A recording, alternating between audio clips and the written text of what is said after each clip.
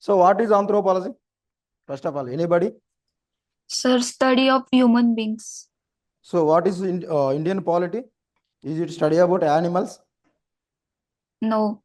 That is also study about human beings. So see, many subjects are there to study human beings, but every subject has limitation. It never cover the human holistic in manner. Okay.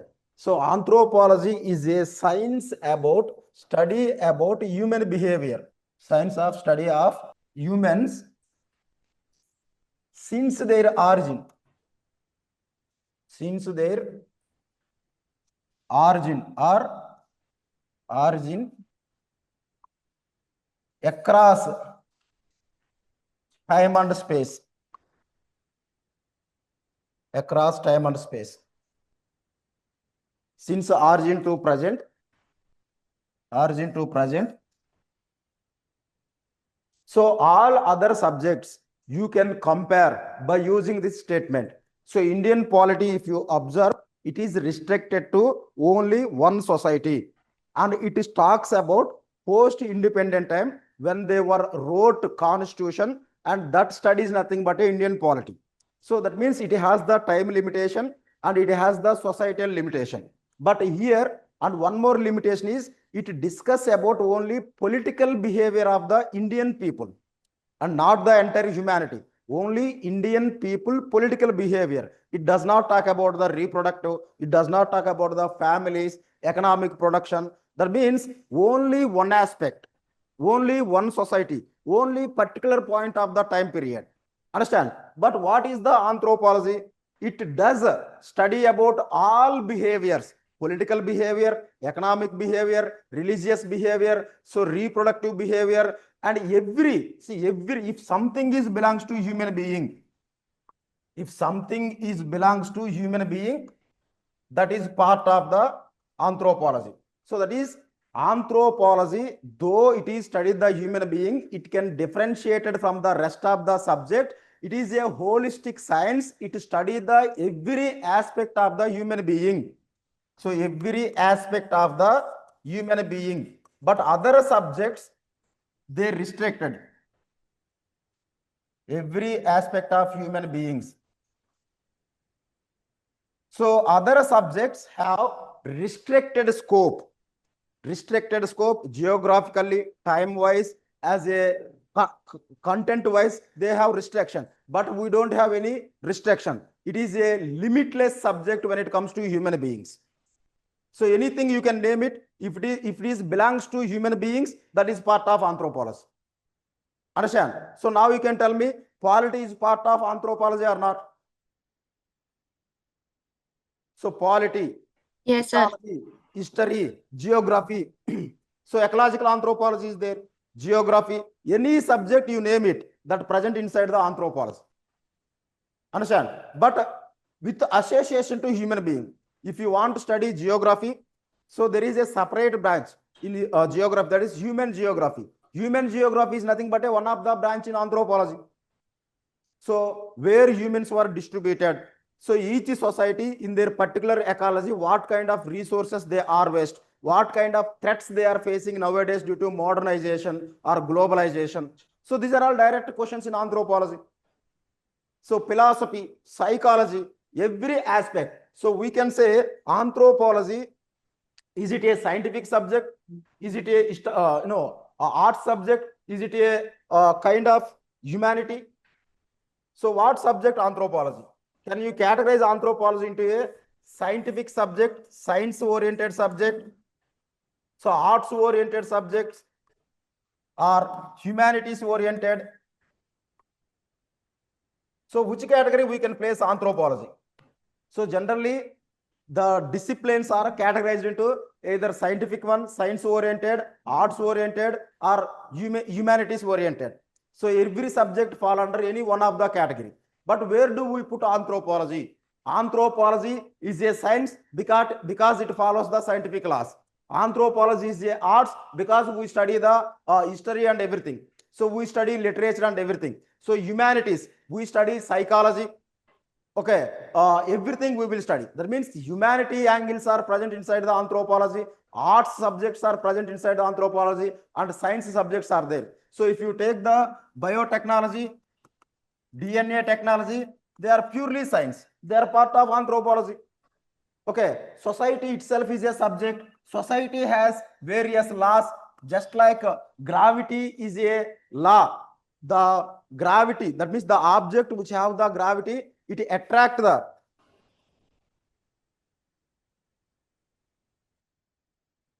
Yeah, it's a multidisciplinary. So we can say that. So that means every subject has limited scope, but anthropology has no limited scope.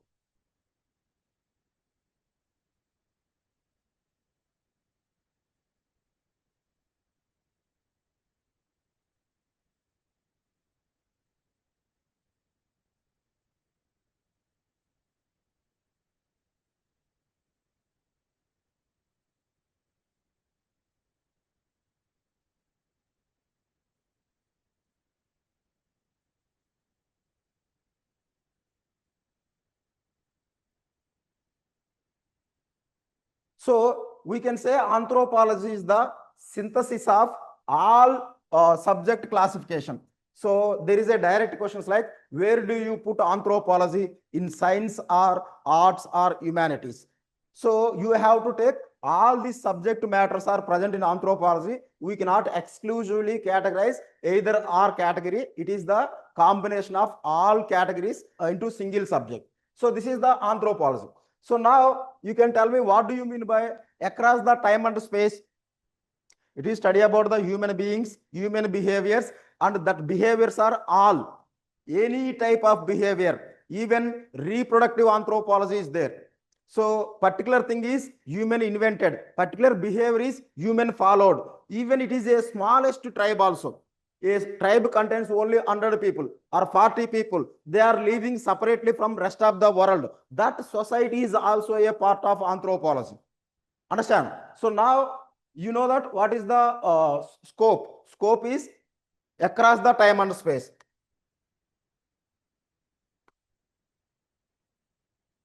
So across the time and space. Across the time and space. So when does our history starts? Ancient history starts somewhere else like IVC. So IVC, Indian Indus Valley Civilization. There onwards, continuity of the subject is nothing but a time period. But when does anthropology start study about human being? So human beings, since they emerged as a separate species. So separate species. So when does they emerge as a separate species means almost it was happened like a gradual transformation, almost somewhere else like 5 million years ago. 5 million years ago, some of the species that we called as a Dryopithecus gradually transited towards the humankind. So gradually transited towards the humankind, and perfect human beings are appeared on the earth by 2.5 million years ago. So that means the human history we track towards up to 5 million years ago. Understand? Since then, whatever the events happened in the human evolution or human transformation, everything we will study in anthropology. So does any other subject has this much time depth? Does any other subject, philosophy, psychology, sociology, history, geography, economy, does anyone study this much time depth? So this is the uniqueness. Understand? So 2.5 million years ago, Homo habilis appeared on the scene. Okay, 5 million years ago, Dryopithecus were ruled on the earth.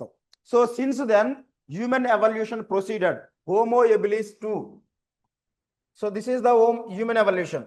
So Dryopithecus to Australopithecines, Australopithecines to Homo habilis to Homo erectus, Homo erectus to Homo Neanderthal after Homo sapiens. So right now we are Homo sapiens. Anthropology, study about the human beings. So right now, if we are the Homo sapiens, who are these people? Who are these people? Were they our ancestors or not? So the Yes, sir. Neanderthals, Erectus, okay, Habilis, and Australopithecines and Dryopithians, they were also our ancestors. Okay, so human evolution wise, we start from the Dryopithecus to modern Homo sapiens. Okay, so now where did these Dryopithecus and Australopithecines and Homo habilis were originated? The place of origins. Where did they origin? Geographically. So this is the Africa. So this is the African continent. So African continent. So what are all the evolutionary sequence? What I told you, that is Dryopithecus. Dryopithecus. Second one, Homo Australopithecines. Australopithecus. Third one, Homo habilis. Fourth one, Homo erectus. Fifth one, Homo neanderthalensis.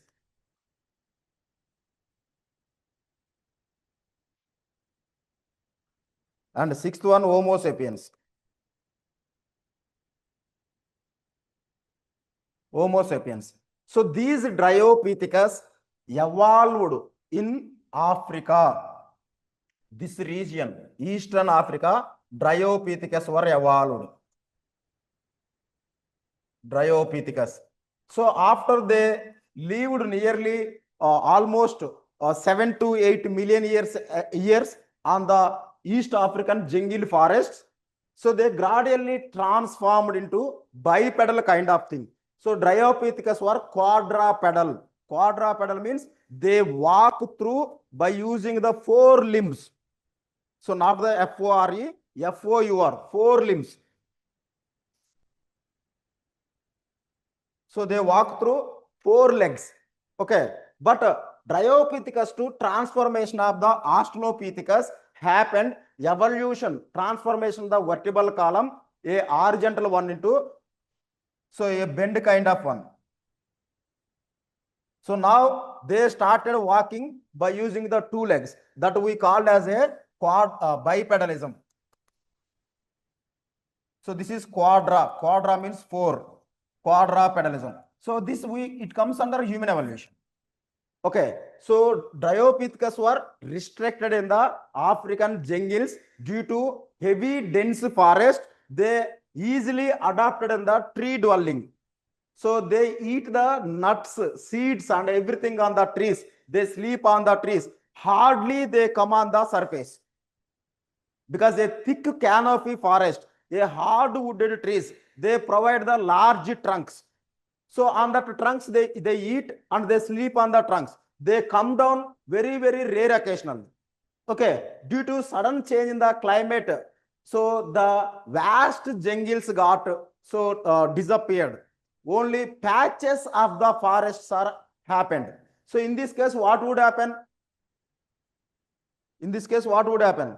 So Dryopithecus were surviving on a tree dwelling because moving from one tree to another tree because they are connected to each other. So one of the tree branches like that. Another tree branch is like that. Another tree branch is like that. So if they move one place to another place, do they need to come down? If trees are such a manner dense. No, sir. So Dryopithecus were survived in this flora and fauna situation. But suddenly, due to climate change, the trees are started disappearing. If one tree is here, another tree is somewhere else, another tree is somewhere else. The gap is filled with grasslands. So now they habituated for the diet of seeds and nuts. If many Dryopithecus were surviving in one of the tree, how many days that diet come to them? Maybe hardly few days. Once that diet got over on a particular tree, so should they come down or not? And they need to move on to the another tree or not to find out the diet. Yes, sir. Earlier, there was no need to come down because trees are connected and a very high availability of seeds and nuts are there on the trees. Now, trees are sparsely distributed, diet scarcity occurred, they started coming down. In this grassland, along with Dryopithecus, tigers, hyenas, and other carnivorous animals were there. When they are coming down from the tree and moving on the grasslands and reaching on the another tree, it takes time or not. So these carnivorous animals started attacking on the Dryopithecus. So to avoid this one, to face these dangers, they started uplifting their forelegs. Okay, uplift. They standed vertically and looking at side and front, back, and everywhere. Any danger is coming towards them or not. So this is how quadrupedal became occasionally bipedal. And when they wanted to walk longer distances and 10 feet, they move on. And again they stand and they look at surroundings. 10 feet, they move on. Again they stand, they look at. Now the quadrupedal became occasionally bipedal. And this is totally transformed after some millions of years into a complete bipedalism, using only two legs for walking. So earlier occasional, now it is a habitual bipedalism. So occasional bipedalism means what? Occasional bipedalism versus habitual. Occasional bipedal. Habitual bipedal. So habitual bipedal means permanently moving from one place to another place by using two legs. So when Dryopithecus descended from the trees and moving on the grasslands, initially they used to follow occasional bipedalism. But later this occasional is transformed into a habitual bipedalism. So now can we able to distinguish these species are differ or not? Though they evolved from a common species, once a quadrupedal became a permanently bipedal, can we call them with the same name or different name? So a species is there, it has a tail. After some millions of years, the species lost the tail. Now the tailed one, tailless one, can we consider both are same or different? So are you getting or not? Can we call those are all same species or different species? Different, sir. Different species. So that stage we represented them as a Australopithecines. Understand? So now you can tell me Australopithecines gradually evolved from a Dryopithecus or not? Are you getting or not? Australopithecines evolved gradually from Dryopithecus, yes or no? Yes, sir. So what made this transformation? So whether it was their intention, the Dryopithecus intention to move on into a Australopithecine, it was decided by the nature. It was decided by the nature. Nature means climate, ecology, okay, all the natural resources that we called as a nature. So which one was the major reason to emergence of bipedal species on the earth? It is the climate. Climate is the mother. Climate or nature. Nature is the mother which guide the splitting of species. Earlier, it was only Dryopithecus. Now, Dryopithecus as well as bipedal one, Australopithecines come into being. A single species split into two types of species or not. Yes, sir. This is called evolution. So on the earth, initially, it has only one type of species. Now we have seen like millions of species on the earth. How does all these millions of species come into being from a single species? How could it happen? Due to nature guiding. Whenever anything change in the nature, it causes into splitting of existing species into multiple species. And again, these multiple species are due to nature guidance, they split into multiple species. This is how over a period of time, in the entire time period of earth history, a single species evolved into millions and billions of species. Understand? So that we will discuss later.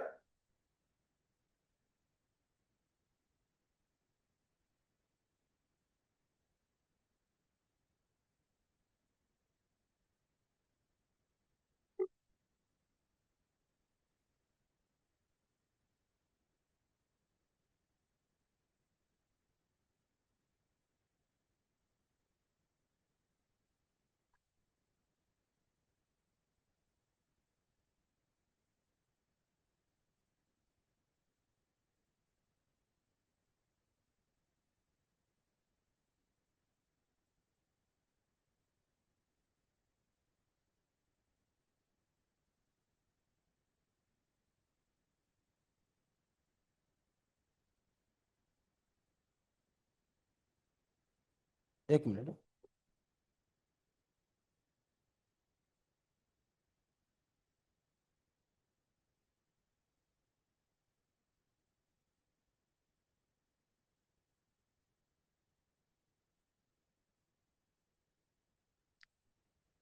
So now you can tell me that link bit join avamma.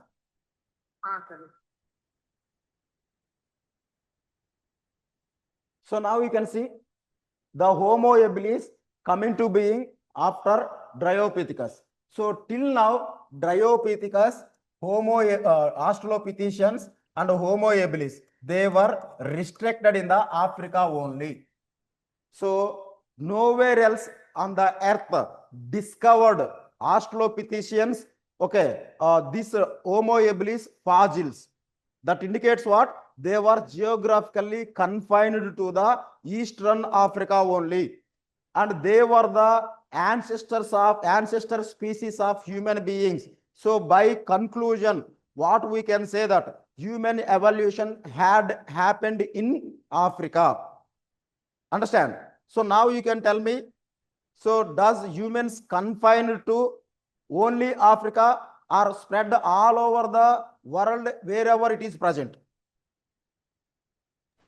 Spread all over world, So sir. that we called as a migration, waves of migration. Homo habilis later transformed into a Homo erectus. Homo erectus are perfectly vertical. At least these are all some vertebral column is some bent type. Homo habilis also have some medium bent type. But Homo erectus are 90 degrees vertebral column. So their body is like 6 feet tall. Okay, so their muscles are very stronger. They can walk longer distance. They can chase the animal to kill and hunt and eating that animal. So this is how when scarcity of animal happened in Africa, they ventured outside the Africa. So one wave moved towards the north and reached Europe. Another wave moved towards the Central Asia and finally reached to Russia and China. One wave crossed the Israel, Iran, Iraq, and they come into the Afghanistan region, Pakistan region, and India. Another wave, they crossed the now the Himalaya mountains and Andaman Nicobar Islands. Both were separated due to Bay of Bengal. But 50,000 years ago, they were a continuous range. Sea level was somewhat lower and the land was exposed. They reached to the Andaman Nicobar Island, they reached to the Indonesia, they reached to the Australia. And here Australia, somewhere else there are many islands. They colonized all the land. After that, they ventured towards the North America. So from Europe to their journey started towards from Africa to towards Europe, towards Asia. From these areas to later they moved into the North America, South America. So now which species has colonized entire Earth? Homo erectus was first species to move out from Africa, and the Homo sapiens was the last species which colonized globally. So what are all the conclusions we can draw here? Some conclusions. So human evolution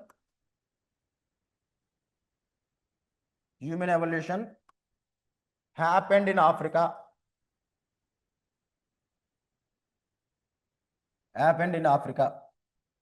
Second thing, so first migrators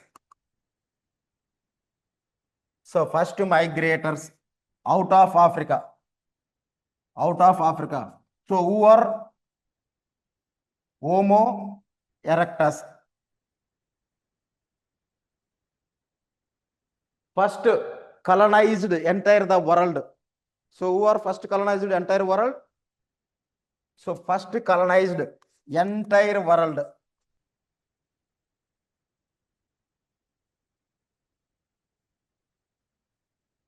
Entire world by Homo sapiens. Homo sapiens. These are all the conclusions. So I'm talking about what happened in the 50,000 years ago. So I began our journey from almost like 2.5 million years ago when the Homo habilis got emerged. After that, Homo erectus come into being. Homo erectus people are very stronger. They ventured into unknown lands, reached to the Europe, Asia, and after that, after 2 lakh years later, new species come into being. Those we call as a Homo sapiens. These Homo sapiens are intellectually advanced than the Homo erectus. They were colonized all over the earth. So now my question is, so if Homo erectus was reached to the Africa, out of Africa, and they colonized the Europe, Africa, Asia, then where did these Neanderthals come into being? Where did these Neanderthals come into being? So you know particular location of Homo habilis, Australopithecines, Homo erectus. Homo erectus were migrated to all other areas. So now we are all Homo sapiens, right? We are all Homo sapiens. So those who reach to the North America, they are also Homo sapiens. Those who reach to the India, Indonesia, Andaman Islanders, so these are all Homo sapiens. But why these people are different skin colors? So that means whenever they ventured into different latitudes and longitudes, so they have different natural forces guiding them.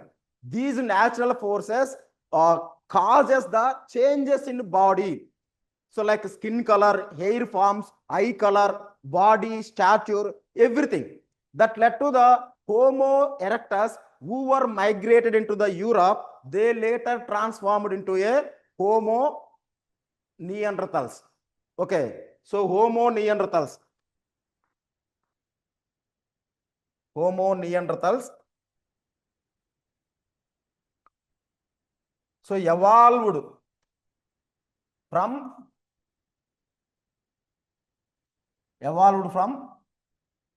Homo erectus migrated into Europe.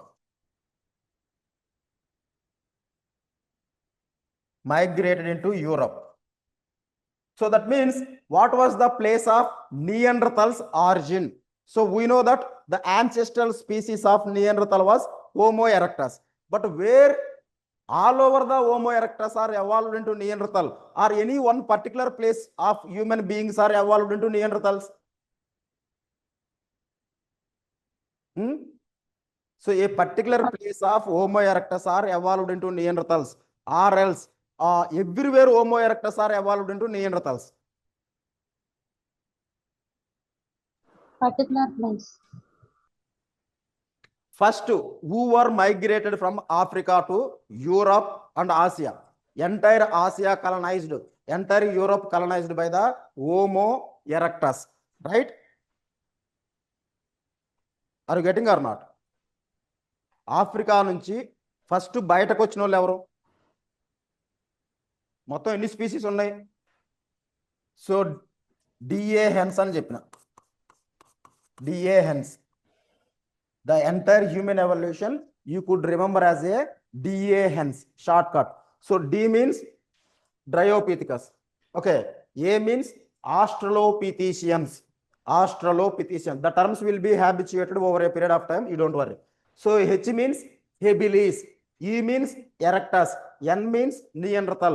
S means sapiens. Are you getting or not? So here this first four originated in Africa, right? We discussed that one. So first migrated out of Africa was Homo erectus. So where did they migrated? Europe, Asia, and along with Africa they present, right? So Indraja, are you getting or not? If do you feel this topic is difficult, okay, it requires lot of background information, so that after providing the background information I will discuss it. Okay, so first moved out of the Africa was Homo erectus.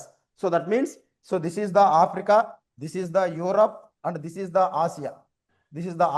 Everything is connected. Everything is connected. Once they step into north direction, they move to the Europe.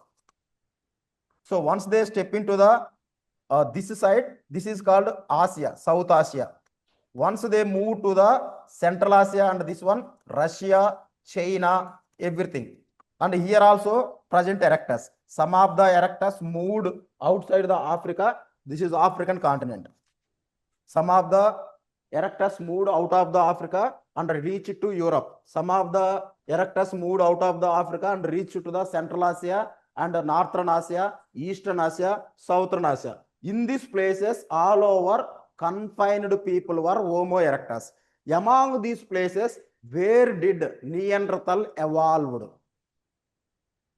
So you can see here statement, Homo neanderthals evolved from Homo erectus, migrated into Europe. So where did this Neanderthals evolved?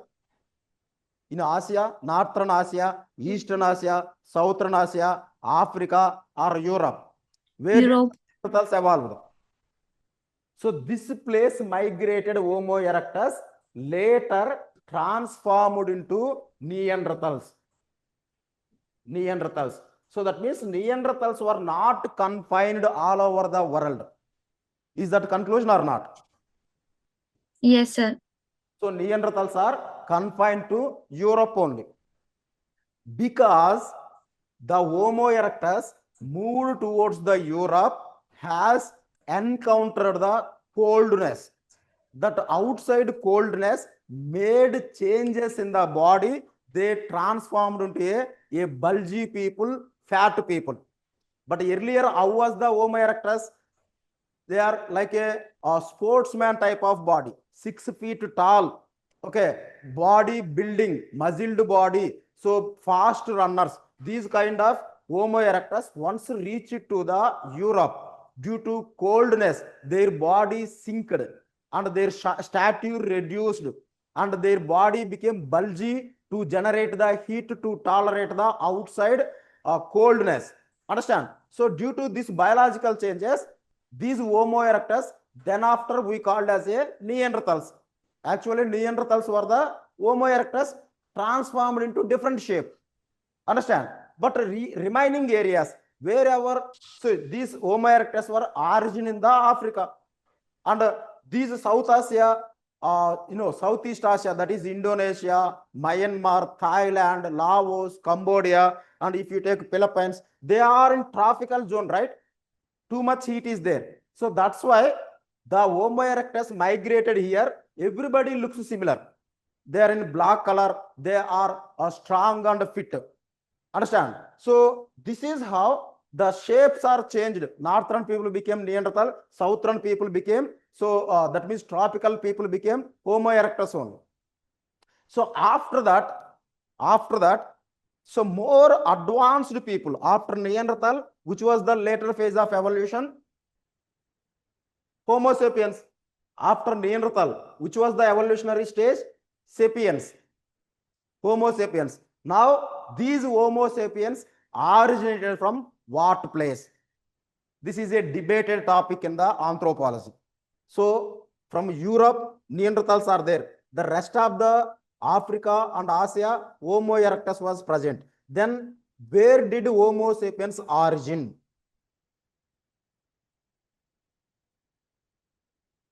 Are you getting my question or not?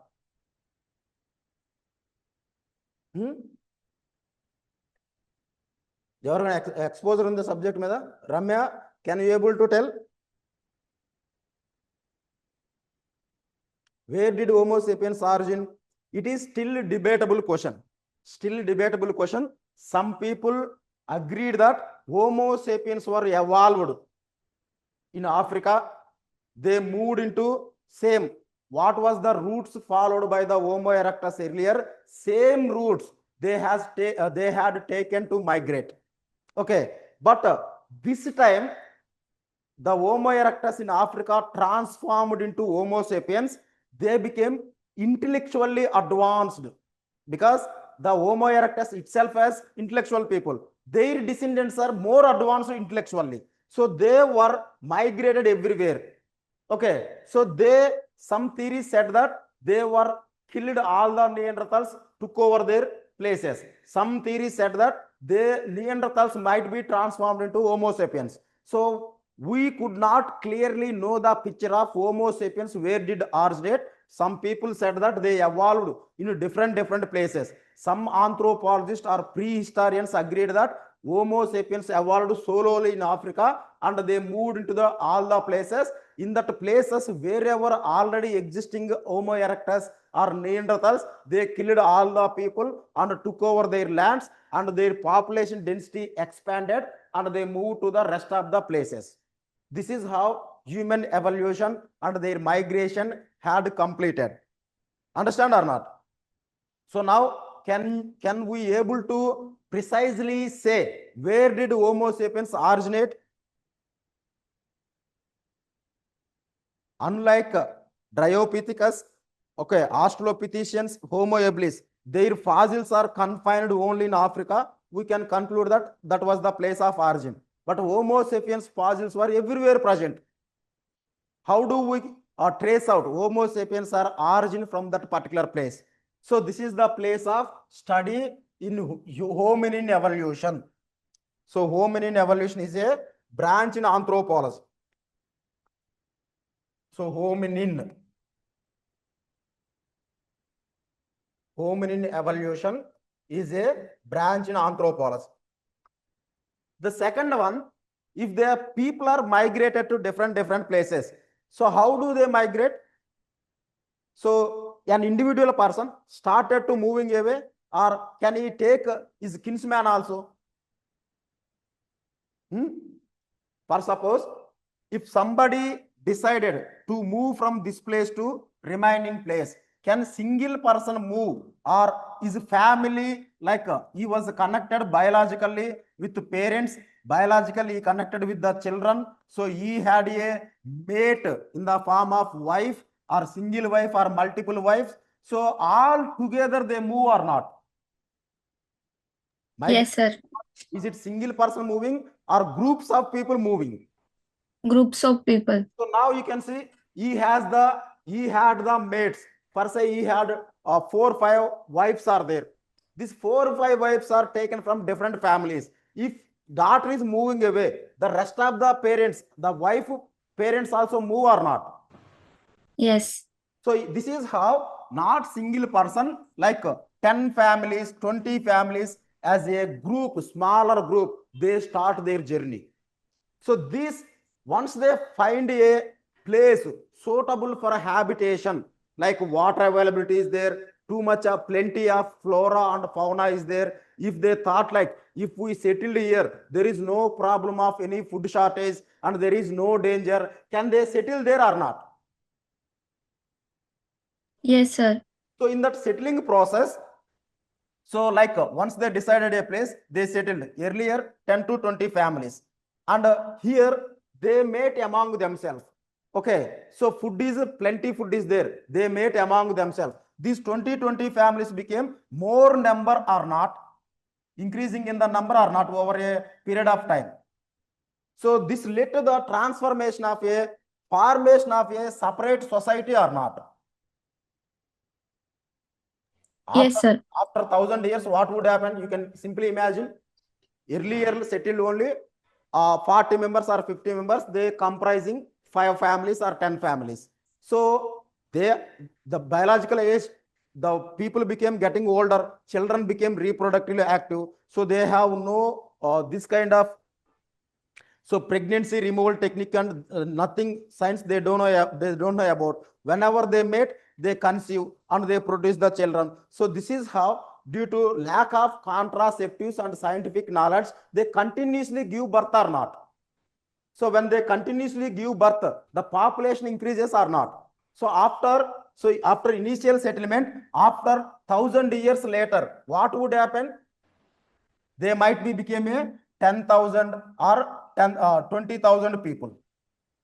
So these 20,000 people are born from a initial migrated people or not? Yes, sir. So these people had developed their own language, they had developed their own way of living, that we called as a culture.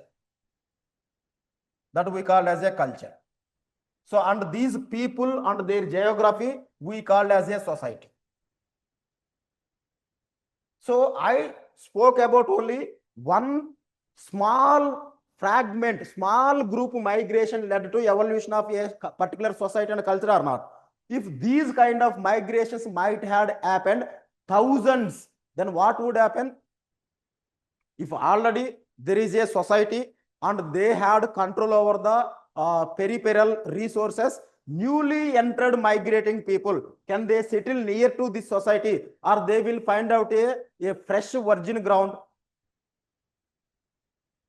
So they avoid the confrontation with existing people. They look at the open barren land where plenty of resources are there. And the next wave of migration choose an empty place, and they also grown in 1,000 years one different kind of society. Understand? So this multiple migrations led to evolution of multiple societies or not? Are you getting or not? So what is society generally? You can tell me. Society means a group of people living in a particular area, general thing. So the complex definitions I will introduce once the course has begun.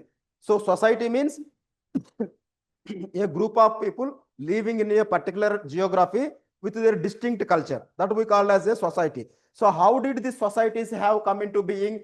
Due to migration of people, and they find a suitable place and they look at that place is permanent forever. Later population density increases, that place became a particular human society.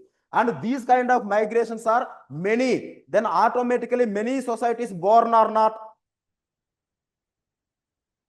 So do you agree or not? Yes, sir. So right now in India, Bengalis are there, Gujaratis are there, Marathis are there, Tamils are there, Telugu people are there. So were these people are since beginning of the earth present, or they are the same people when they choose in different geography, automatically their languages, their food resources, their place of living, everything changes or not? Yes, sir. So what anthropology teaches, everybody is the same. When some of our member chosen to move out from our area to another areas, over a period of time, gradually they transform distinctly from us. That is culturally, societally. But biologically, can they become distinct? No. That's why a Gujarati Gaul can be married a Dravidian Gaul can be married a European Gaul can be married a African. Understand? Because we are all biologically same. What matter to us? When our ancestors are settled in a particular place, what kind of elements they introduced, that we called as a culture. Culturally, all these societies are different. Biologically, all people are same. Why? Why culturally, biologically, all people are same? Because they are all the same people, but migrated into different places. Understand or not? Yes, sir. So culture can be. So for suppose, I will tell you one thing. All the societies initially formed was hunters and gatherers. Okay.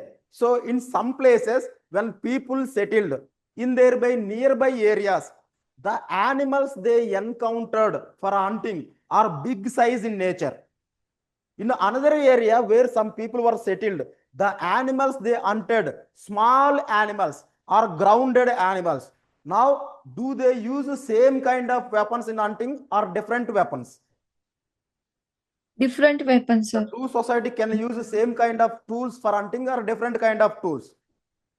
Different. Different kind of tools. So that means tool usage or tool technology differ or not? Differ. So in one of the place, apples, pineapples, some other fruits are there for eating. In another place, these fruits are not available. Only meat eating is continued. Now, vegetarianism, non-vegetarian societies come into being or not?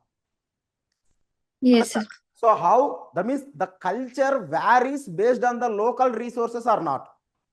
Whenever they move to a particular area, the surrounding ecology decides what kind of food habits, what kind of shelter to be built, what kind of mating practices to be followed, everything decided by the ecology. So ecology is the determining factor of human behavior. So now the people are settled in the grassland, have one type of life. People had settled in the deserts, have one type of life. People settled in the mountainous areas have one type of life. People settled in the river valleys, one type of life. Do we expect same kind of life in all type of ecologies? Is it possible? No, sir. So those people who settled at the coastal areas, what kind of food habits generally they have? Those people who settled in the desert, do they have fishing common? No, sir. So the fish is not available in desert, but coastal people, they depend solely on the fish. Understand? Those animal available in the desert, not available at the coastal land. So now the food dieting pattern changes or not? The clothing changes or not? So the coastal people use one type of clothing. The desert people use one type of clothing to protect from the hot sun rays. So that means shelter varies, clothing varies, mating pattern varies. Okay, so all the parameters varies based on the ecology. So now it is called as a same Homo sapiens formed into distinct societies, and the culture and the ecology guided them a different design way of life. The design we called as a culture. So once they migrated and settled, they created a suitable life in that ecology that we call as a culture. So what is the culture in general sense? It is a design created by a group of people for their adaptations to the surrounding environment. Understand? So what is the culture? So now Design created by a what group is of the people. society?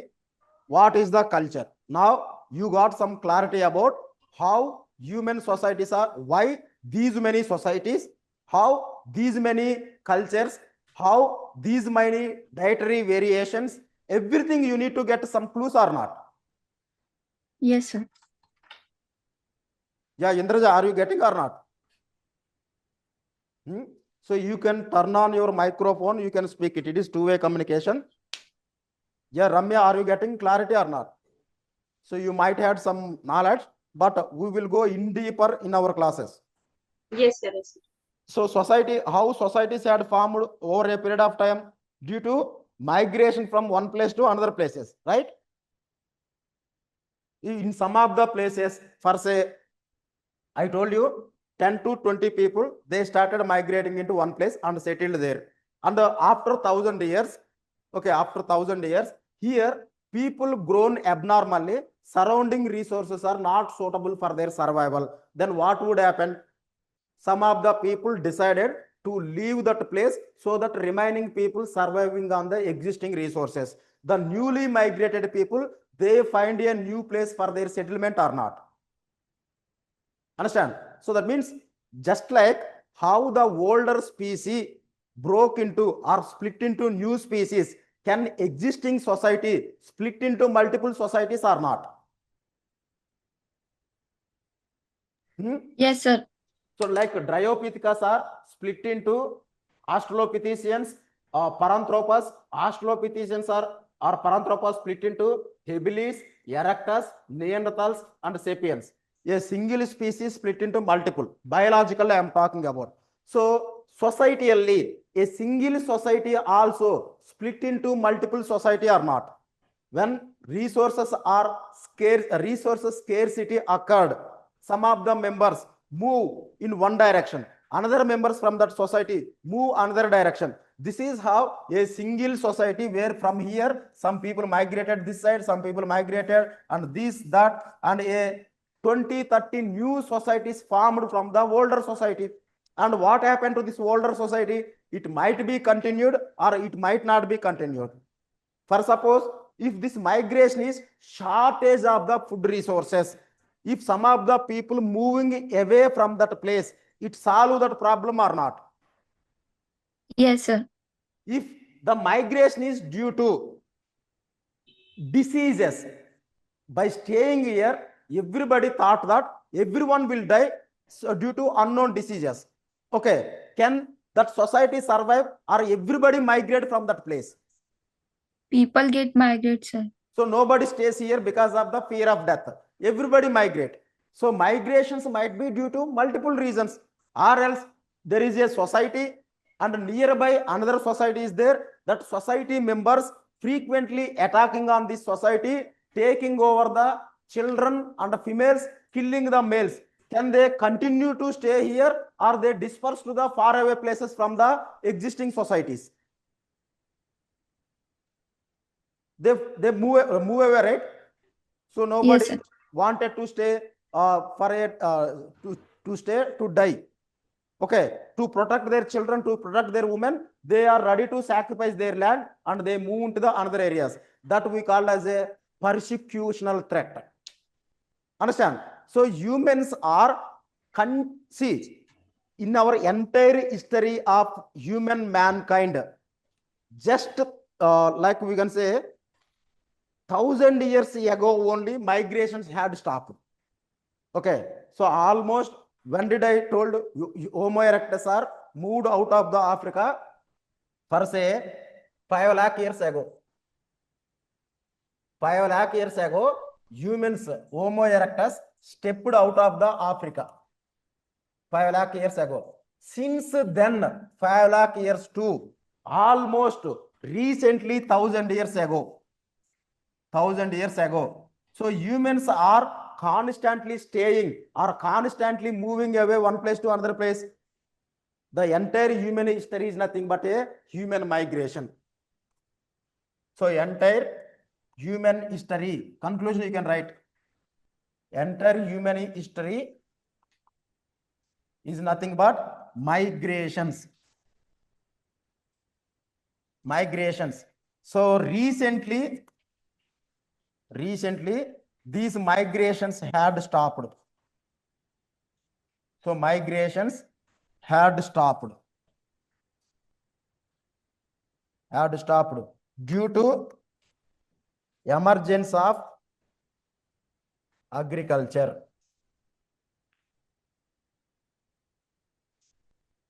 So this is the conclusion, you can write it. So now, so did you finish this conclusion? Yes, sir. Yeah, Indraja, అర్థమవుతుందమ్మా? So first of all societies ఎలా వచ్చినాయి, culture అంటే ఏంటిది, ఇవన్నీ అర్థమైందా? Humans ఎలా పుట్టుకుంటా వచ్చినారు, ఇవన్నీ అర్థమయ్యా? అంటే ఇదే సిలబస్గా ఇంట్రడ్యూస్ చేస్తాను అంతే మీకు. సో క్లాస్ అనేది రేపు నుంచి స్టార్ట్ అయింది. ఈరోజు వాట్ ఈజ్ ఆంథ్రోపాలజీ అంటే syllabus scope, what is the syllabus scope. So we started discussing from the dryopithecus, that is larger monkeys to how Homo sapiens come into being, how Homo sapiens are responsible formation of numerous societies. These societies are became distinct from the another societies due to culture, that is adaptation to the local ecology. And so now we will discuss one more dimension, the human evolution. So this is already existing society. Okay, so one group of people, they started journey from a faraway society in the hope of finding a better place for their survival. So they reached, or they are passing, or they are migrating to so very close vicinity of existing society. Close vicinity of existing society. And these members come to know that there is like 100 members are passing from 2 kilometers distance from their habitation places. So now what would be the reaction of these people towards newly identified people? Will they allow to pass on? So these society culture might be a suspicious culture, or tolerant culture, or benign culture. So if the society is a suspicious culture, what would be the fate of this migrating people? They are very close to existing society. If they are tolerant people, what would be the fate? If they are very friendly, tolerant, would they invite these 100 people into their society or not? Just for the sake of new people. So they might offer gifts, they might offer some kind of food stuff, they might offer shelter, some days to stop here. So these kind of hospitality that newly migrating people will receive or not, if it is a tolerant people. Yes, sir. So if it is a hostile people, immediately they fire a bows, arrows, or by using the knives, they kill them. Okay. So now, if it is a tolerant people, they settled here for some months. Some months. In this months, they understood that. In this months, they understood that they are very good people, and if they decide to stay along with them, they will be protected this society, that newly coming people, and they decided permanently settle here. Then what would happen? Then what would happen? If this society is very bigger, this society is very smaller, the newly migrated people are hardly 100 or 200 members. This society is like a 10,000 members are there. So they have distinct language, distinct skin color. These people have distinct language, distinct skin color, and they decided to forever stay with the larger society. Over a period of time, what would happen? So these girls will mate these boys, these girls will mate these boys. These crossing occurs or not? So crossing occurs or not? So they start to learning these people language, these people start to learning this language. Cultural assimilation occurs or not? In Yes, India, sir. many waves of migrations are occurred. For say, you can recollect the Kushans, okay, Shakas, Parthians. Where were those people right now? They were coming to contact with a larger society of Indian subcontinent. Once they come into here and settled here, so their whereabouts were completely disappeared. What was the reason? Their language was disappeared because they learnt the large section people language. Their customs has changed because they married the local people and practiced the local people custom. After few generations, do we have a separate culture in this place, or same culture only survive? So Kushans, Parthians, Shakas, all these people came to India. They adopted Indian culture and they migrated into the larger section of people. They assimilated into the larger section of people so that their identities were erased. So now Muslims come into India. Okay, they never assimilated. They started continuing practicing their language, that is Urdu. They continued practicing their variety of marriages, their food habits, their religious practices. Did assimilated these Muslims into Indian society? They had maintained their own identity. So assimilations can be possible. Okay, non-assimilation can be possible, right? So if they are friendly, tolerant, sometimes assimilation possible. If distinct identities are maintaining, so the larger people always see this small section of people as a suspicious or not. That result into the social tensions inside a society. Okay, so while inviting the another people into society, were these people are ready to assimilate into our society, or would they maintain distinct identity? These kind of parameters they analyze before inviting them. Otherwise, what would happen? You practice one type of culture, I practice one type of culture. If we stay together in one house, then what would happen? Conflicts only emerge. The society will become fragile. The frequent wars broke out in the same society. That is detrimental for the society or not? Yes, sir. So how a society survive means all the society people, first of all, descended from a common ancestors. Second thing, whatever the customs, traditions followed by the ancestors, same things generation after generation, they followed it. So now everybody belongs to same emotion or not? Okay, you worship same deity and I too worship same deity. Do we get any kind of conflicts? No. When all the members have same kind of customs, traditions, and practice, it brings the harmony or it brings the conflicts. It brings harmony, sir. Yes. Why? Because the customs, traditions, habits, and everything they inherited from their ancestors, and all the members have same ancestor. Same ancestors, just like 10 to 15 members initially migrated. So that's why these are all the culture is the key for survival of society, because all the members are habituated same culture. The same culture is propagated generation after generation. If another cultural people are coming into the society, then it became a problematic. So why did these Sentinel Island people reject the outsiders into their society? Earlier encounter has a bitter sadness for them. Now would they allow any new encounter? No, sir. If a society earlier had encounter with foreigners or outsiders, so those people are merged into them and those people are well adapted to their customs, then next time they can invite the other people also. If the first wave of migration into their society caused a trouble and it led to the society fragmentation, the conflicts in the society, would they allow next waves of migration into their society? No. That's why so many people left to isolation only due to bitter encounters with the outsiders.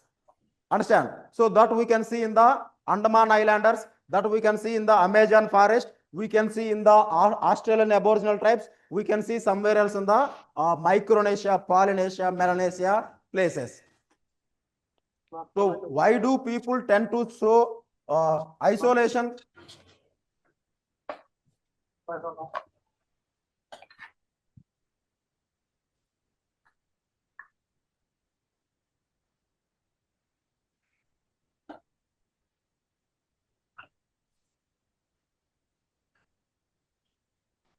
నేను క్లాస్లో ఉన్నాను తర్వాత మాట్లాడా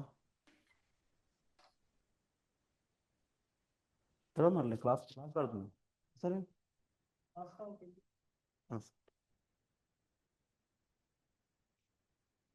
So why do many societies tend to maintain isolation from the rest of the societies? Because of the earlier encounters, the result of the earlier encounters, whether earlier was a bitter kind of conflicts they had. So that is the reason many societies were they were like isolated, so nobody knows about their existence also.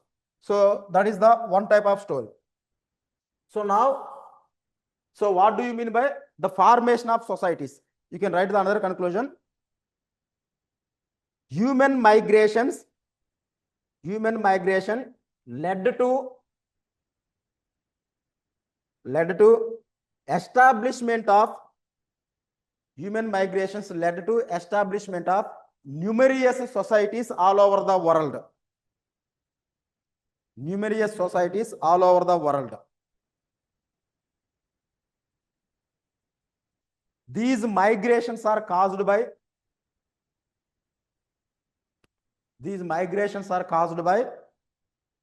scarcity of food,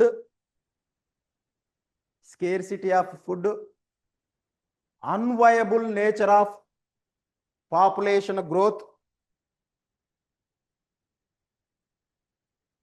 perceived dangers, etc.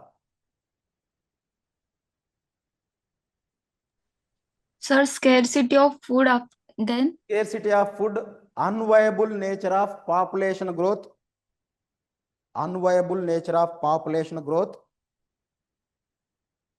unviable nature of population growth, and are perceived threat,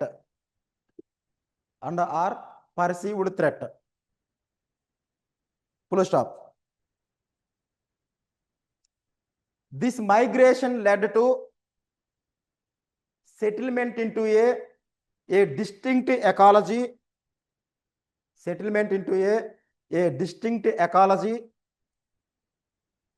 where flora and fauna,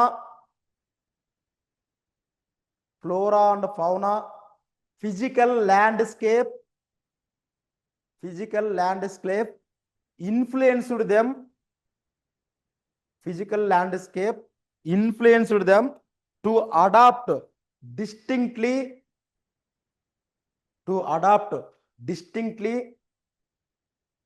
from the rest of the societies.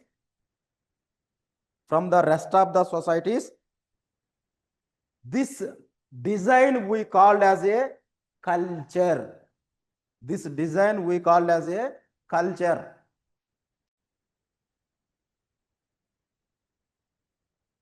This design we called as a culture. So this is how cultural diversities are born out in human history. Cultural diversities are born out in human history, human histories.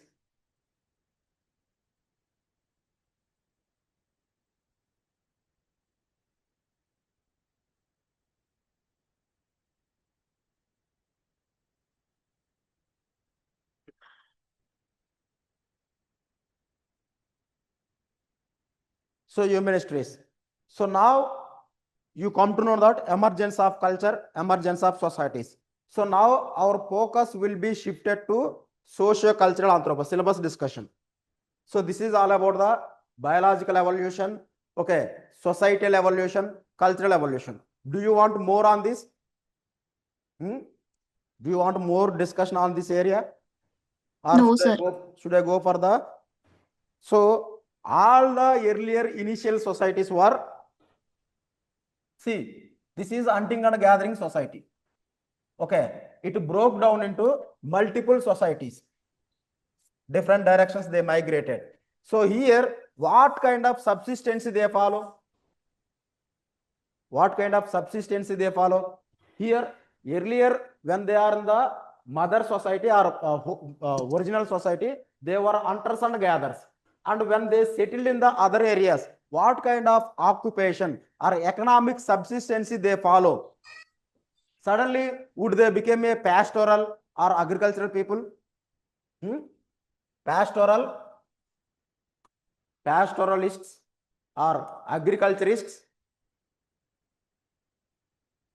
or fisheries or fishing people, can they transform into this? It is happened sudden in manner, or once they settle in the other areas also, same kind of culture, same kind of food habits they follow, or different food habits they follow. So they too follow hunting and gathering. But what makes different? Here there might be a different animal, here might be different animal. So both are hunters, but they used to eat different animals meat. Here also hunters and gatherers. Here also hunters and gatherers. Here also hunters and gatherers. So all over the world, if you want, you can write all over the world. Initial societies were hunters and gatherers. Why? Because the human, see, in human history, 99.9% humans were hunters and gatherers. Hunters and gatherers. Per se, Homo habilis evolved 2.8 million years ago. 1 million means 10 lakh years. 2.8 million years means 28 lakhs years ago. 28 years lakhs ago, humans appeared on the earth. So till then, 6,000 years ago, present to 6,000 years ago, per se 10,000 years ago, everywhere humans were hunters and gatherers. Out of 28 lakhs, 10,000 years means what percent it might be? Might be like 2% or 1%. That means in the entire human history, if you consider as a 100%, then since how many years they started practicing of agriculture and pastoralism means only 2% of the history. So 2% of history only, that means 2% of the time period only. Very recently, 6,000 years ago or 10,000 years ago, suddenly emergence of agriculture, pastoralism had happened. Till that time, the humans were spread all over the world. All the societies had only one type of subsistence, fishing and hunting and gathering. Those people at the coastal areas and water bodies, practiced fishing and hunting. Those people are mainland, no access for the water bodies. they practiced only hunting and gathering. Only hunting and gathering. That means even after migration, they know only one art, that is hunting and gathering. If it is the coastal areas, they know fishing additionally. So this we call as a natural man. So you can write up to 10,000 years ago, 10,000 BC. Next point you can write up to 10,000 BC, humans had been practiced. Up to 10,000 BC, humans had been practiced.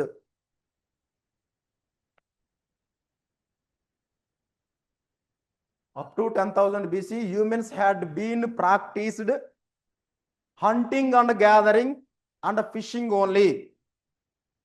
Hunting and gathering and fishing only. And these humans we called as natural man. So natural man, because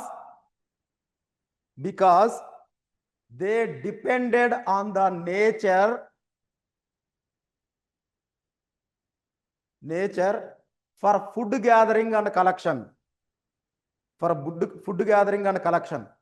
So that means fish, they never grow. The humans never grow the fish, naturally occurring in the water bodies. Animals naturally occurring in the forest areas. So fruits, nuts, seeds, roots, tubers, leaves, anything, the plant originated stuff, that is naturally occurring in the forest areas. Can anything they cultivated rearing this stuff? Either No, sir. fish or plant products or animal products, they are collecting it, whatever available in the nature, or they are rearing just like animal rearing, the sheep rearing, goat rearing.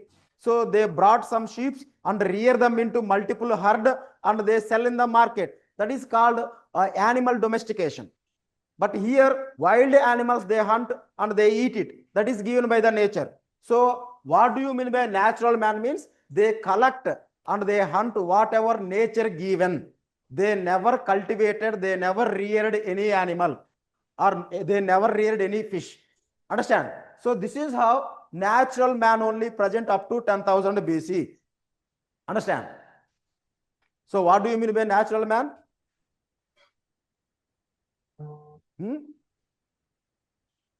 What do you mean by natural man? So now, are you clear about this history? Yes, sir. Okay. So natural man characteristics. So natural man characteristics.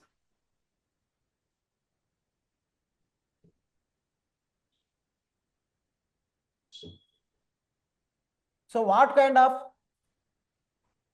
so this natural man as the society. Okay. So society, that means they are organized as a living as a group of people. And so they have economic activity. So what might have their economic activity? What might have their economic activity? Hunting animals, fishing,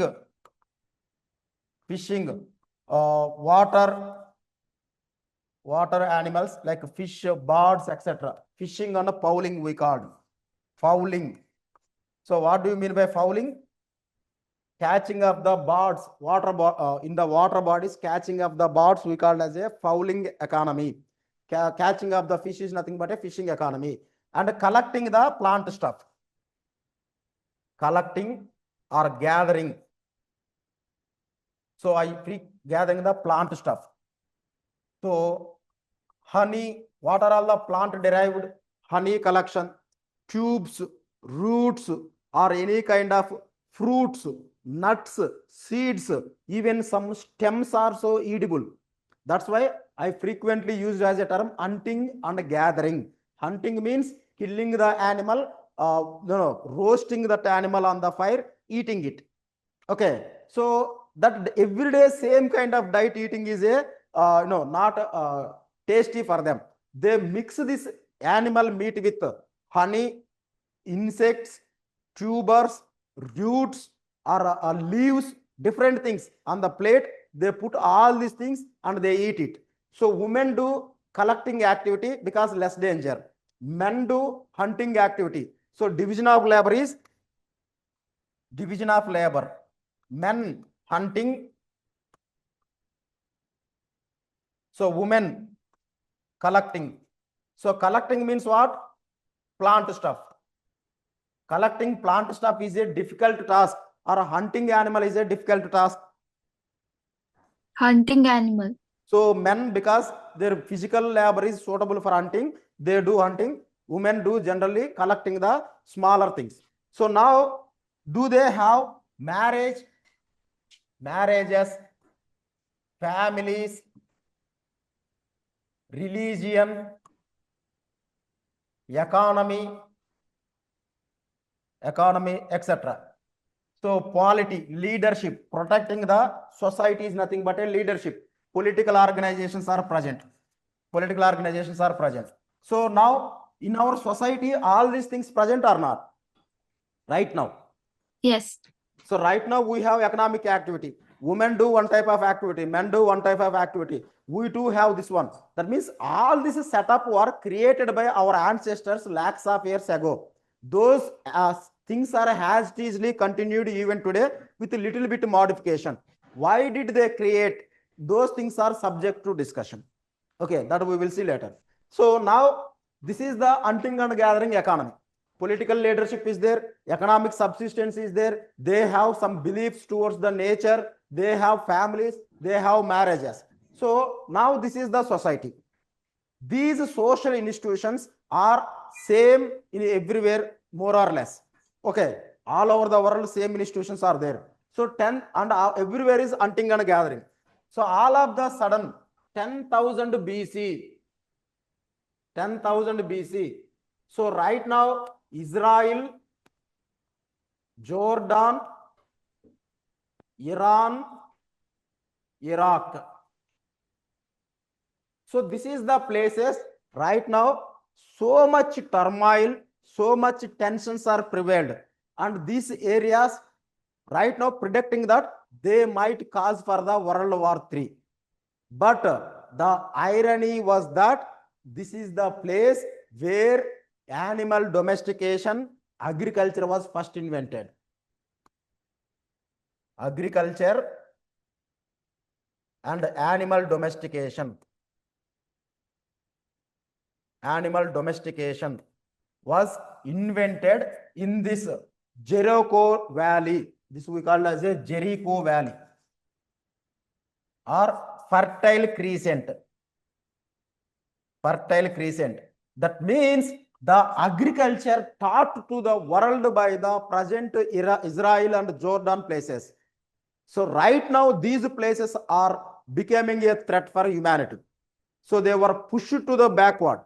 That means the first contributor how to learn the human beings without hunger. Now those regions are suffering very badly. So next point you can write. So by 10,000 BC, everywhere the societies were hunters and gatherers,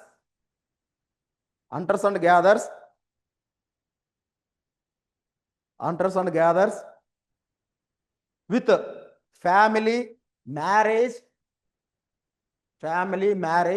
religion, political organization, with family, marriage, religion, political organization, etc.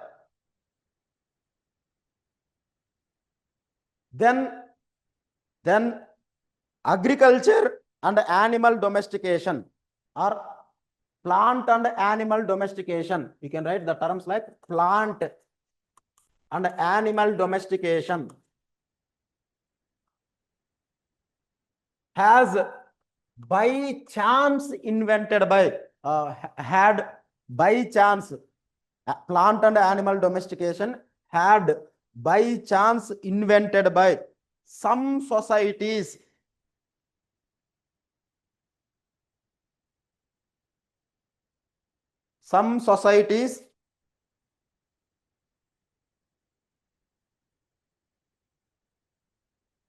had invented by some societies settled in fertile crescent or Jericho Valley, fertile crescent or Jericho Valley, such represents in modern day,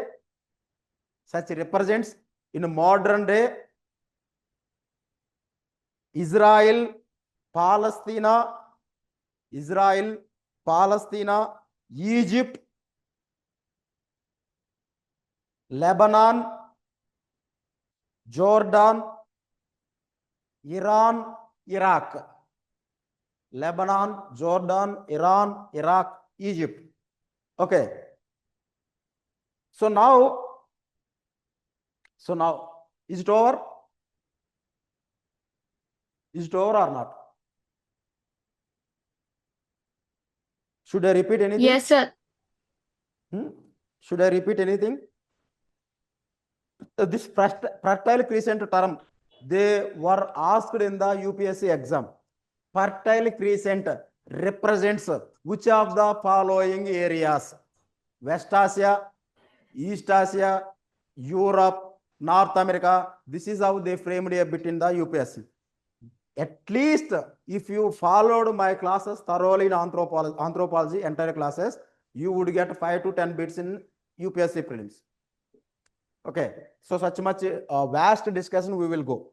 So next, so once animal domestication means animal rearing. So what is the advantage in what is the disadvantage in hunting? What is the advantage in animal rearing? You can tell me. So hunting involves what? Every day morning, the male wake up by 7 o'clock or 6 o'clock. They used to take the bows and arrows, knives, nets, etc. They travel towards the nearby forest areas. They wait for the animal, and by a strategically waiting the animal come towards them, they fire these bows and arrows, or they throw the nets or traps, etc. They kill that animal and they brought to the home and they butcher it and they ate it. This is the hunting generally. So is it same or different? Hunting and general by morning the male members goes into the wild. So they wait for the animals to be come closer. They fire a arrow or they throw a net or they dig a traps. If the animal fell down in the trap, it is easier to kill that animal. And on their shoulders, they carry the animal dead body to the household and they kill, cut that meat and they eat it. That is hunting. Okay, here what are all the disadvantages? What are all the disadvantages? So now I will tell one more thing. What is animal rearing?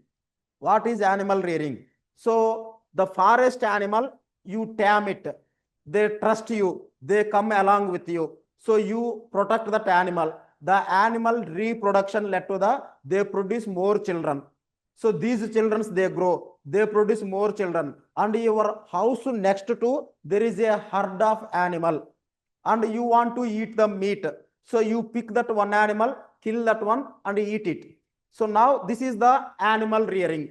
In addition to that, this meat, you will get milk, curd, yogurt, or animal skin also for clothing.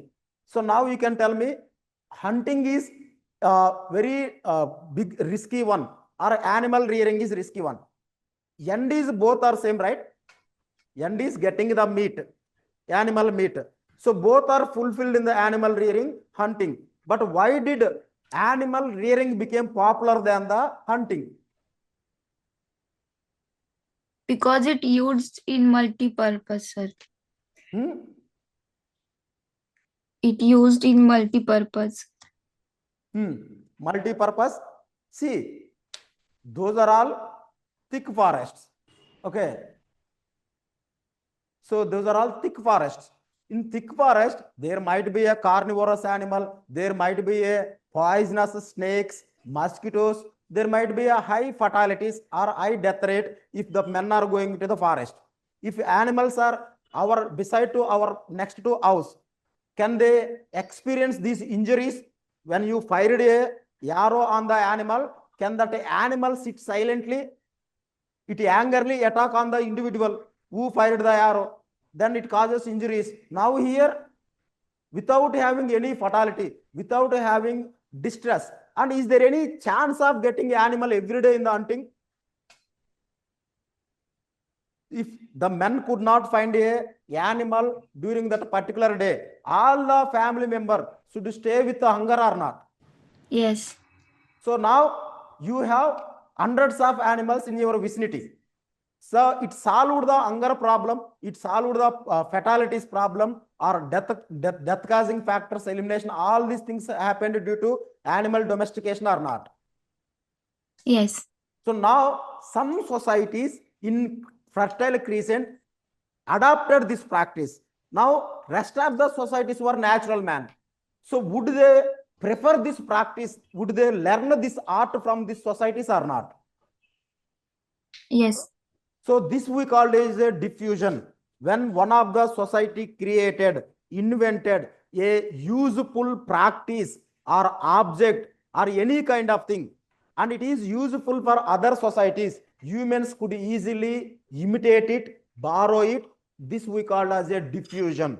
Now the animal rearing diffused from Jericho or Fertile Crescent to northward Europe, westward Africa, eastward Asia, and everywhere over a period of time. The circle of animal domestication expanded all over the world. Many societies transformed into animal rearing and agriculturists.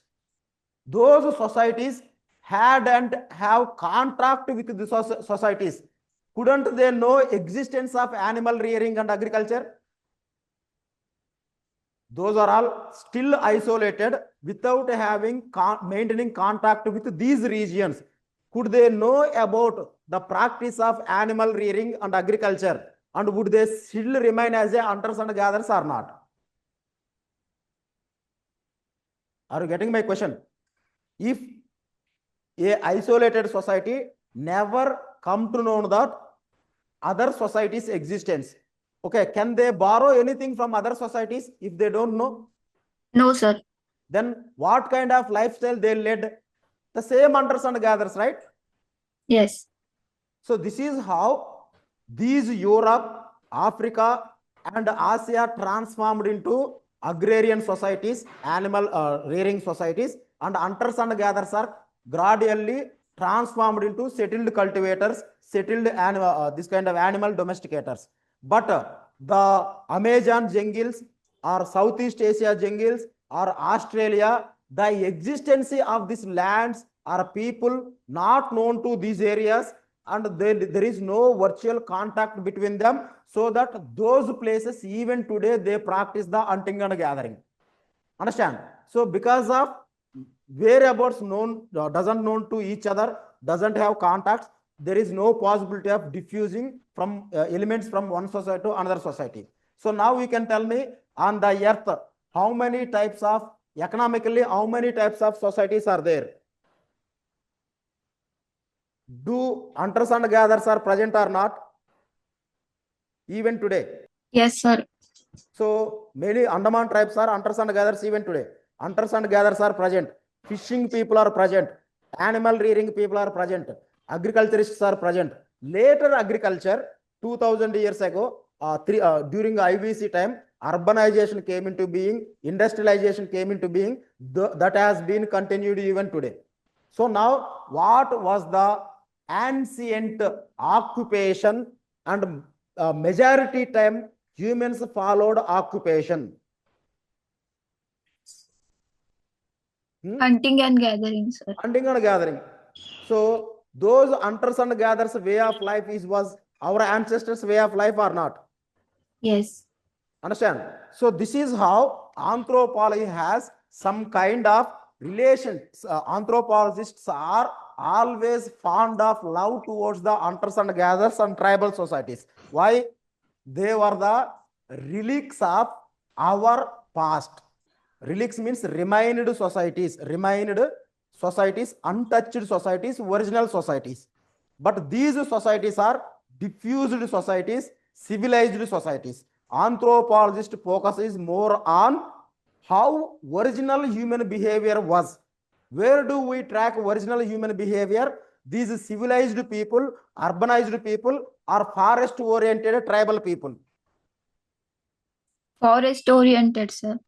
So if you want to track the human way of life, we should focus on the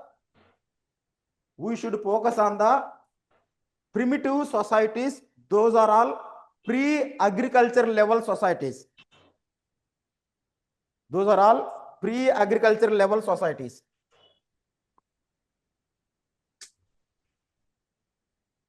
So anthropologists focus more on pre-agriculture level societies. So before agriculture, what societies are there? First one, hunting and gathering. Second one, fishing. Third one, pastoral. Fourth one, shifting cultivation. So these were the pre-agriculture societies. After that, fifth stage is agriculture. Sixth stage, industrial. Seventh stage, service.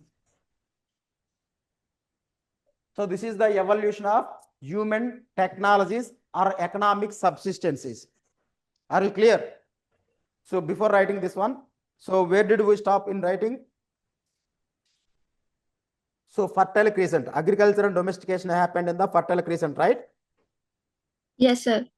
So after that, due to advantages in advantages in this newly created subsistences, due to more advantages in newly created subsistences such as animal rearing and plant domestication. Newly created subsistences such as animal rearing and plant domestication, other societies started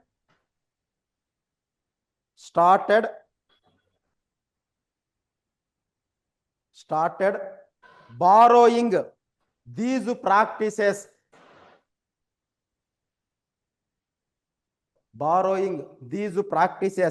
and transformed into pastoral agrarian societies,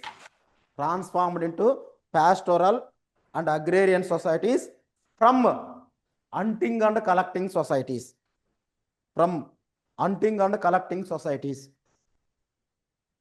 Full stop. Next point.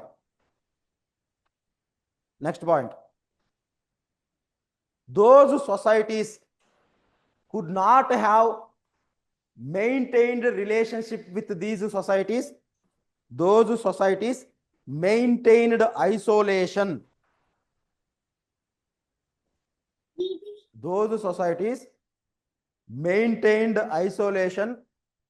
Could not able to borrow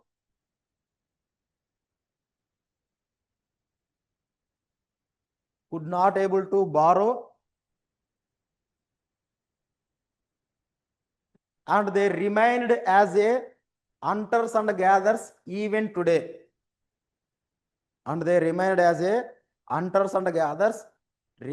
Even today.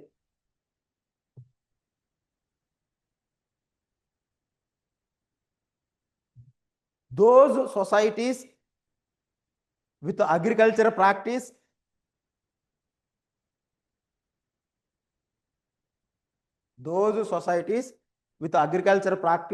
rose into urban centers,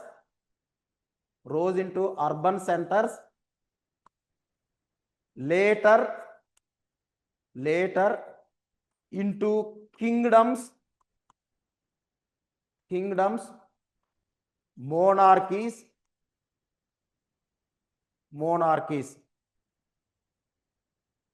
kingdoms and monarchies. That stage we represented as civilized people, civilized societies. Civilized societies. Civilized societies.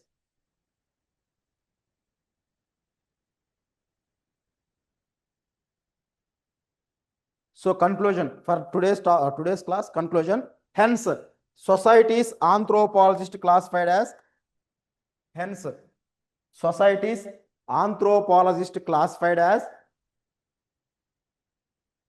hence anthropologist societies anthropologist classified as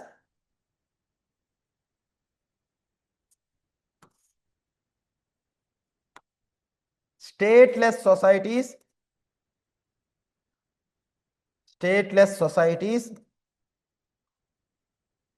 which are all hunting and gathering, fishing, which are all hunting and gathering, fishing, pastoralism, shifting cultivation. Shifting cultivation. And state-oriented societies are civilized societies. State-oriented societies are civilized societies based on agriculture, urbanization,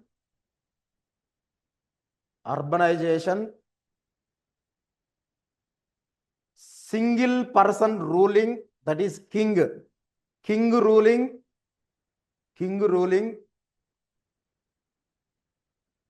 society, social stratification, etc. Social stratification. What is social stratification? I will explain in the upcoming classes. Social stratification, etc. Understand? So now anthropologists are classified human societies into two categories.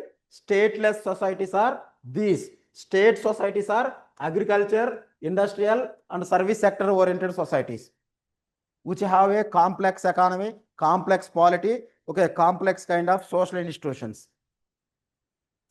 So now you should remember.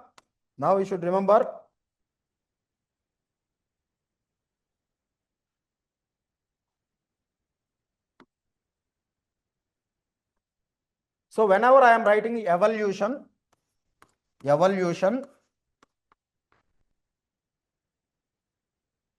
so this you need to write one statement. The families during the hunting and gathering, the mating practices during the hunting and gathering could remain as a same even if the society transformed into agrarian or industrial society or varies. Remain same, sir. Hmm? Same. Are you sure? So this could answer by Vijaya. Not same, sir. So changes are there. Changes are there means can we track what was the original type of family? What was the family during the animal domestication? What was the family during the agriculture? What was the family type during the time of industrialization, urbanization? What was the family during the modern time? Can we track the changes within the family? No. If changes are there, that changes could be studied for that marriage, for that family, for that religion or not. That we call as a evolution of marriages. So do you agree marriages changes or not? Families changes or not? So without going into a anthropological discussion, just you can tell me. So Change, sir. Yes, sir. 100 years back in India, what was the role of women? What was the role of women? Can she have any other work other than the household activities? So What are all the women tasks 100 years ago in Indian society? Taking care of the children, taking care of the children, house, elderly people or old age people. So all the activities are confined inside a home. Inside a home. So such time, woman is subordinate to male. So did you find any dissolution of marriage, divorce of marriage 100 years ago in India? Dissolution. Once a woman got married, can she come out of the marriage institution? No, sir. Were divorce present in India? By unfortunate husband died, can she get married? Widow remarriages are possible in India. No. So now you can imagine right now situation. So it is like a husband role is hiring and firing. If they have too much love, they get married. When they got distasted on the husband, they take the divorce and take the half of the property, and they will go on another person. They will settle with another male. So that means marriage became a permanent between a male and a female nowadays in India, just like 100 years ago. The frequency of divorce had been increased or not? Yes. So the dissolution of marriages became a norm or not? Earlier these norms were not present. Now it is present. Earlier women was confined inside the home. Now woman is venturing into everywhere. Even the Air Force, even they are leading the wars. So now women roles has changed. The marriages have changed. 100 years ago, a wealthy person can maintain a 3-4 wives. So now, what about the situation? Can the society allow to maintain 3-4 wives? No. Strict monogamy nowadays we are following. Earlier, wealthy people had followed polygamy. The poor people had only effort due to lack of affordability. They restricted for single wife. Now, either a person is a rich or poor, he might restrict only for single wife. That is monogamy. Now, society has been changing or not with respect to marriages and families. So earlier there was a joint families. Now the joint families has been declined. The change in the families also occurred or not. Mating practices. Husband is like a god. So virginity was the rule earlier time of marriages. Nowadays it was not the norm. Okay, husband is like a means provider. If she don't like the husband, she give the divorce and she will go to the another man. So extramarital affairs are common nowadays. That means everything changes within the marital institution or not. Yes, sir. Just it is 100 years span I am talking. Now you can imagine within the 28 lakh years, how many times, how many ways the marriage institution might have changed, the family institution might have changed, the religion might have changed. This we called as a evolution. Understand?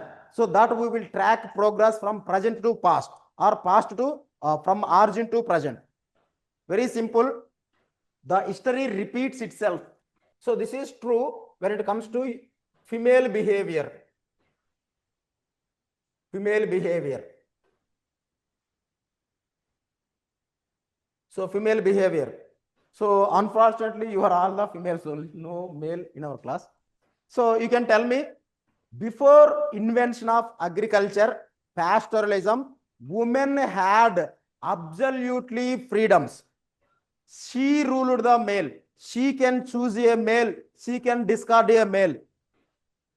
Here, the sexuality between male and female is controlled by the female, not the male. Why? Because everything is getting from the nature. There is no property which to be transmitted from one generation to another generation. Everything is there. When they get hunger, they will get it from the nature. But agriculture, pastoralism introduced the concept of property. To whom these are passed to the next generation. To solve this question, many limitations imposed on the female. The concept of inheritance come to shackles or so many restrictions on the women freedoms. So that led to the women have less contribution in the economy. Less contribution in the economy. Male have more contribution. So as long as women contribution for subsistency or economic activity is less. She depend upon the male. So for this bargain, male imposed restriction. And now the modernity come into being. Women allowed into all type of occupation. She had her own skills through education and other means. She is earning her own food. Now, can the woman remain as a subordinate, loyal to the same male, or she would exercise her autonomy? So now you can tell me, whatever women doing, it was the original nature of women, or it is recent phenomena? Recent phenomena, sir. After lengthy discussion, you said the same answer, right? So the women freedoms are, it has been present in the entire human history except 10,000 years. In the entire human history of 28 lakhs, women freedoms are curtailed up to 10,000 years only. And the factors which were led to imposition of the limitations were gone away within the 10,000 years. Now, again, woman is earning her own food. So, can the woman remain a loyal to the male, or she could live as easily whatever she want? So, before women ruled, okay, the birth of agriculture and animal domestication put a restriction on the women behavior, and it had been continued till industrial revolution. Industrial revolution opened the avenues for women to earn her own food. When she has no dependency on the male, her own original behavior reappeared. That is the cause of that we are referring as a deviation of the rules. Modern woman became deviant. She is not following the standards of the society. These are all the nonsense. Woman since the beginning has a freedom. In between, due to agriculture and animal husbandry, it was curtailed. And again, the factors are coming to being to ascertain her autonomy, and she started ascertaining it. So that is called history repeats for women. So if somebody understood this history, for them it is natural. So other subject people, they call modern woman is a deviant woman. Modern woman has no respect for the marriage, no respect for the husband, no respect for the social ethics and everything. First of all, you should know what is the nature of woman. Why she had curtailed. Why again they regained their own, whatever the last things, again they regained. What are all the factors for that? So this is a lengthy topic, almost 1 or 2 chapters we will discuss on the same topic only. Okay, so now evolution of the societies.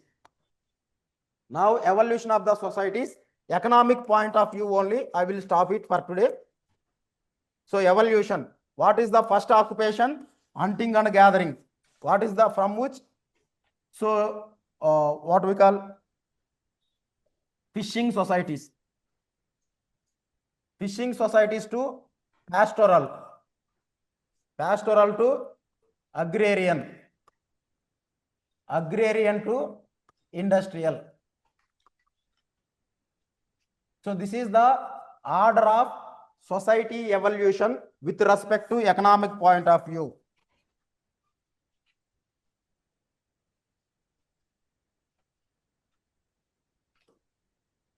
So there is a question like, you know, matriarchal societies, patriarchy societies. So patriarchy. What is the difference between matriarchy and patriarchy? Sir, in matriarchy, woman leads the whole. Matriarchy is the same as patriarchy, but gender roles are reversed. Okay. In patriarchy, 100 years ago, a wealthy individual can maintain a 3 wives, 4 wives based on his affordability. In matriarchy, what would happen? The wealthy woman can maintain a more number of husbands based on her choice. She can attract a man, she can discard a man. Understand? So this matriarchy is original. Patriarchy is original. Original means which one is the first? Obviously, since the beginning, two versions are not present on the human history. Only one is present, from which second one is originated. So which one is the early, which one is the later one? Sir, patriarchal is early, sir. Patriarchy is early. Matriarchy is later one. See, most of the societies nowadays on the earth are patriarchy. Patriarchy means men has more contribution for the economy. He demanded the leadership role within the family. Okay, 99% of earth history, women contributed equal to the male in hunting and gathering. So here, who ruled the family? When Woman. has no dependency. Okay, when woman has no dependency on the male, and she has the valued gift, she can get her own food, and she has the valuable thing in the form of reproduction something. So here, whose decision making is more powerful, male or female? Female. Female. So during hunting and gathering time, before invention of agriculture as well as animal husbandry, women ruled the males. Women ruled the men. When shift occurred in the economy, women roles are reversed. Men started ruling. When again shift occurred in the economy, now who are ruling? Are you agree? In every family, still husband is the ruling person in the family, or woman is equal, or some families even woman has higher voice. So if you look at the Europe, so Europe as well as America, many single mothers are there. Single mothers means they date with the boys, they get the children, but there is no marriage. Understand?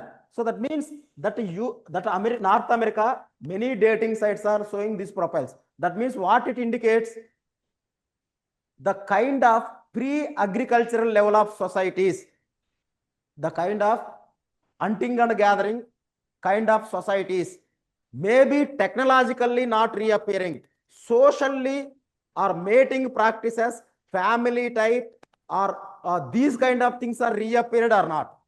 We cannot go back as a hunters and gatherers, but societal practices such as mating patterns, okay, family orientation, all these things can be reappeared as a hunting and gathering type. Understand? So if we go this kind of discussion, there are so much of lengthy. So before starting off, single male, single woman mating, what was the mating patterns? So before humans are converted into a separate culture, our mating, was it different from the animal mating or similar to animal mating? So that was everything studied by L.H. Morgan in Ancient Society. So Ancient Society was the book written by L.H. Morgan, Louis Henry Morgan, and it was the basis for all the movies which is based on the caveman and everything. So Homo erectus, Neanderthals, okay, before agriculture societies, how was the society imagination? We will get it through this book only, Ancient Society. I will show you that anthropological movies gradually in the course of anthropology. So this is all about for today. So now you come to know that what are all the branches in anthropology. Anthropology has 4 branches. 4 branches. So first one is socio-cultural anthropology. So socio-cultural anthropology. So here what we study, what is society means, how societies are formed, what is culture, how cultures are formed. So the interaction between the societies, the interaction between the different cultural groups. So a society is made with what kind of institutions, everything we will study. That is socio-cultural anthropology, ranging from marriage, family, kinship, marriages, families, kinship, So economic organization, political organization, and religion. And the thought process associated with these social institutions, thinkers. So this is the one of the crucial branch. So tomorrow we are going to start from here. So other branches are archaeology, biological anthropology, linguistic anthropology. So this is the 4 major branches in anthropology. In paper 2, Indian society and civilization studies, tribal India. Okay, those are all the 2 branches are additional with respect to Indian anthropology. World anthropology means 4 branches: socio-cultural, archaeology, physical anthropology or biological anthropology, or finally linguistic anthropology. So now you come to know that society formation, cultural formation. Now it is easier to introduce what is society, what is the definition of society, what is culture, definitions of the culture, what components are made into society, what components are made into culture, how cultural diffusion occurs, cultural assimilation occur. All these things we will discuss in the branch from tomorrow onwards. Okay, we will meet tomorrow.